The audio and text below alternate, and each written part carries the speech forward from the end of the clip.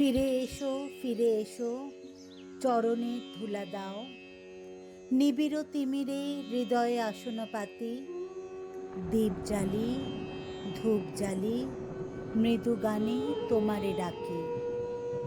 রাধে রাধে। নমস্কার বন্ধুরা, আশা করি সকলে ভালো আছেন শ্রীকৃষ্ণের আশীর্বাদে।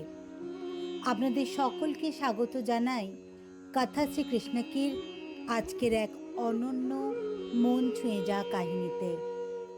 আজকে আমরা বলবো এমন এক কাহিনী যেখানে জীবন বৃত্তে হারিয়েও ফেরা যায়, ভেঙেও গড়া যায়। এই কাহিনী শুধু ধর্মীয় নয়, এটা আমাদের মন, মনন ও জীবনের গভীরতম প্রশ্নগুলোর উত্তর খুঁজে আনে। আমরা ভাবি জীবন একটা সরল রেখা, একবার শুরু করলেই শুধুই সামনে এগোতে হবে। কিন্তু শ্রীকৃষ্ণ বলেন, নদী যেমন বাঁকে বাঁকে গন্তব্য খোঁজে, তেমনি জীবনও ঘুরে ফিরে নিয়ে আসে তোমায় তোমার মূল সত্তায়। এই কথা রেশ ধরেই আজকের এই কাহিনী। সেই সকালটা ছিল অন্যরকম। রোদের ঝলকানি চোখে লাগছিল, আর বৃদ্ধ রমেশবাবু নিজের বারান্দায় বসে ছেলেবেলার কথা ভাবছিলেন। হাতের কাপটা ঠান্ডা হয়ে এসেছে, অথচ তিনি এখনো চুপ। চোখের সামনে ভেসে উঠছে ছেলেবেলা।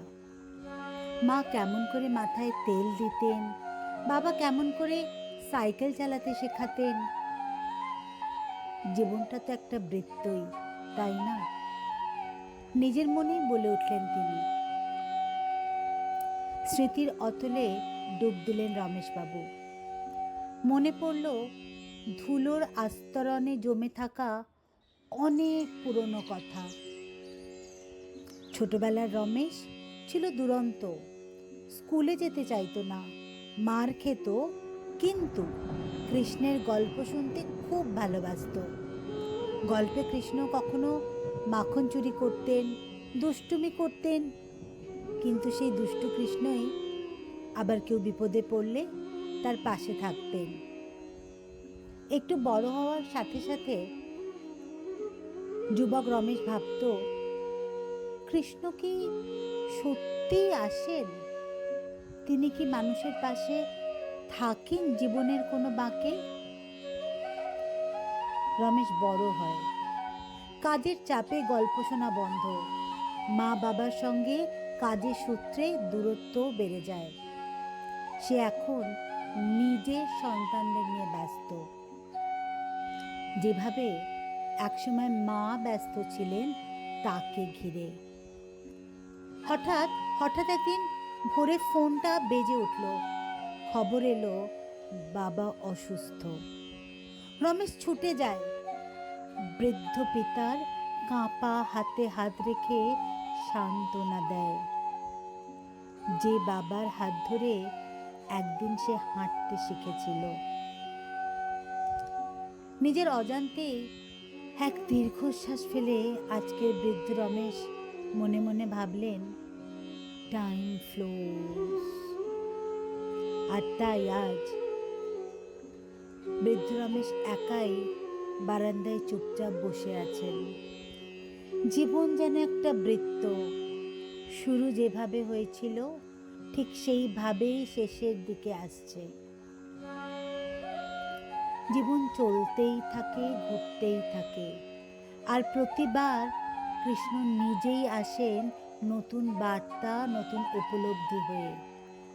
জীবনটা যেন কৃষ্ণের রচিত এক চক্র, যেখানে প্রেম, বেদনা, আশা, ব্যর্থতা সব ঘুরে ফিরে আসে। এমন সময় হঠাৎই ডোরবেলটা বেজে ওঠে, আর বেলের আওয়াজে রমেশবাবুর ঘোর কাটে। তিনি বাস্তবের কঠিন মাটিতে ফিরে আসেন। খুবই ধীর গতিতে দরজার দিকে এগিয়ে যান রমেশবাবু। দরজা খুলে দেখেন একটা ছোট ছেলে মনে হয় পাশের বাড়ি। চোখে দুষ্টু হাসি, হাতে একগুচ্ছ তাজা ফুল।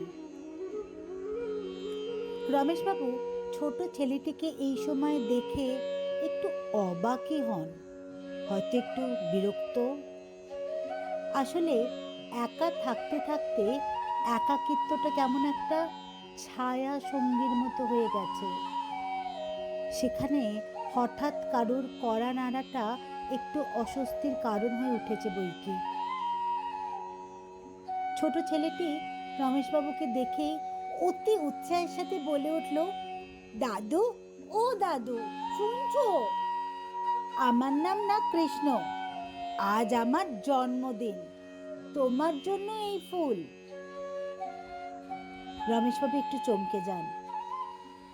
হয়তো কৃষ্ণ গল্পের মতো চুরি করতে আসেনি, কিন্তু কিছু ফিরিয়ে দিতে এসেছে, স্মৃতি, ভক্তি আর জীবনের মানে। জীবন যেন কৃষ্ণের বাজানো বাঁশির সুর, যেখানে প্রত্যেকটি ধ্বনি ফিরে আসে নিজের মূলে। রমেশবাবু চোখ বন্ধ করেন। মনে পড়ে যে জীবন এক বৃত্ত, সেই বৃত্তের প্রতিটি বাঁকে কৃষ্ণ আসেন, কখনো ছেলের ছদ্মবেশে, কখনো এক নিষ্পাপ শিশুর হাসিতে।